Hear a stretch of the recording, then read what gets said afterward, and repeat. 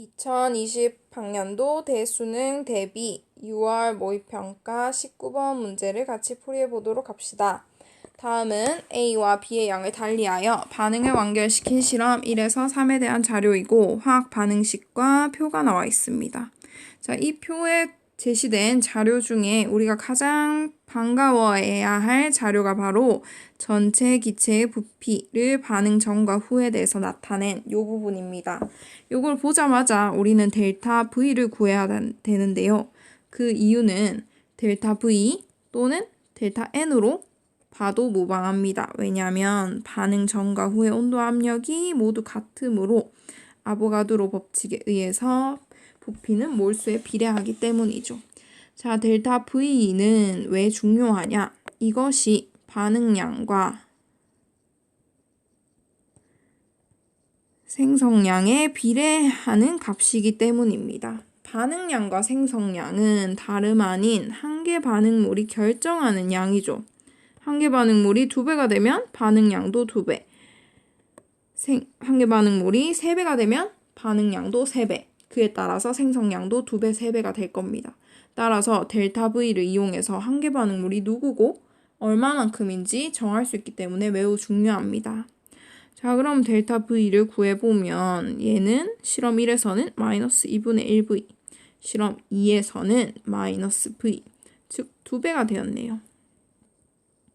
그 말은 실험 1과 2에서의 반응량 또는 생성량을 비교했을 때 1보다 2가 2배라는 것이고 그 반응량과 생성량은 누가 결정한다? 한 개 반응물이 결정한다. 따라서 실험 1과 실험 2에서의 한 개 반응물이 양을 비교해보면 2배가 될 것이라는 겁니다.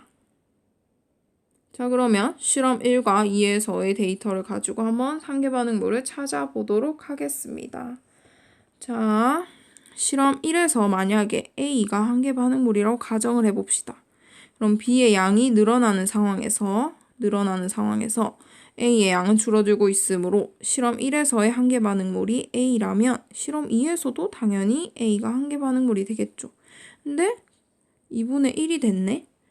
우리는 델타 V에 비례하는 반응량을 생각하면 2배가 돼야 되는데 한 개 반응물이 2분의 1배가 되면 반응량 또는 생성량도 2분의 1배가 돼야 되는데 우리가 가지고 있는 데이터와 맞지가 않네요.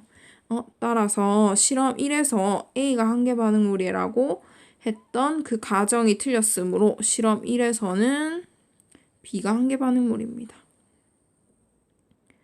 자, 그러면 실험 1에서 B가 한 개 반응물이라고 했을 때 실험 2에서도 만약에 B가 한 개 반응물이라면 얘는 3배가 되네. 한 개 반응물이 3배가 되면 반응량도 3배, 델타 V도 3배가 돼야 되는데 우리가 가지고 있는 데이터는 2배라고 합니다.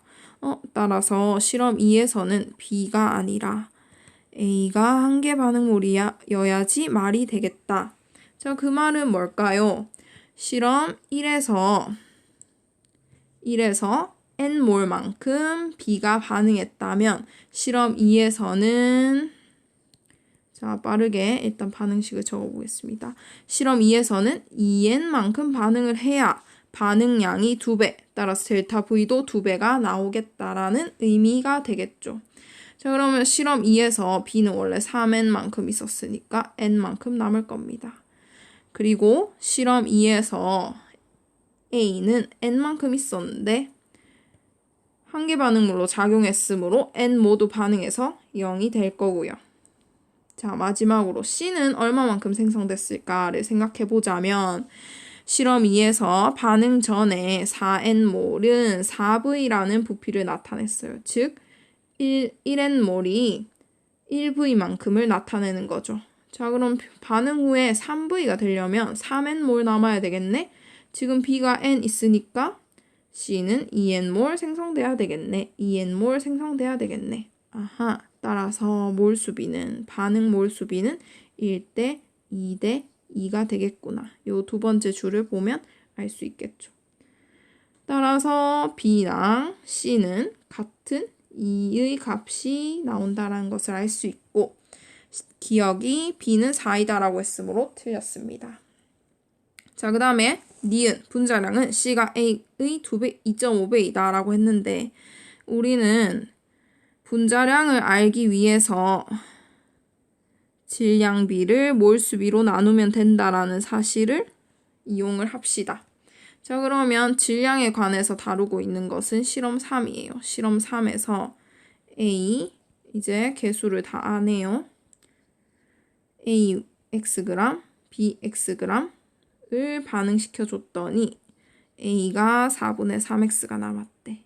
자, 그 말은 얘 4분의 1X만큼 반응했다는 거고 얘는 다 반응해서 0. 얘는 C는 요 안에서 질량 보존 법칙이 성립해야 되므로 4분의 5X만큼 생성이 됐겠네요. 자, 그러면 질량 B는 1대 4대 5가 될 것이고 이것을 몰수 B로 나누게 되면 분자량 B는 자 몰수 B로 1, 2, 2로 나눕니다. 나누면 2대 4대 5가 되므로 C가 A의 2.5배이다라고 한 니은은 맞는 설명이 되겠네요. 자, 마지막 반응 후 생성된 C의 몰수 B는 실험 2에서와 3에서의 B가 8대 9이다 라고 했는데 실험 2에서의 C의 몰수 B는 2N이라는 거 알고 있어요. 그런데 실험 3에서는 질량으로 나타내져 있기 때문에 요거를 분자량으로 나눠줌으로써 몰수 B로 환산할 수 있습니다. 자, 분자량 B는 우리가 방금 구했죠? 여기에 2대 4대 5라고 했으므로 요거를 2로 A의 분자량, 요거를 5 C의 분자량으로 나눠주게 되면 8분의 3대 4분의 1, 즉 3대 2가 됩니다. 자, 요것은 반응 후 전체 부피 8분의 45V 중에 C는 8분의, 자, 다시 쓰겠습니다. 8분의 45V 중에 C는 5분의 2를 차지한다는 것이고, 즉 그 말은 4분의 9V만큼 C가 생성됐다라는 것을 알 수 있죠. 자, 실험 2에서 2에는 2V로 생각할 수 있고, 실험 3에서 C는 4분의 9V만큼 생성됐다라고 했으므로 2V 대 4분의 9를 해주면 8분의 9가 나오게 됩니다. 따라서 디귿은 맞는 설명. 답은 5번이 되겠습니다.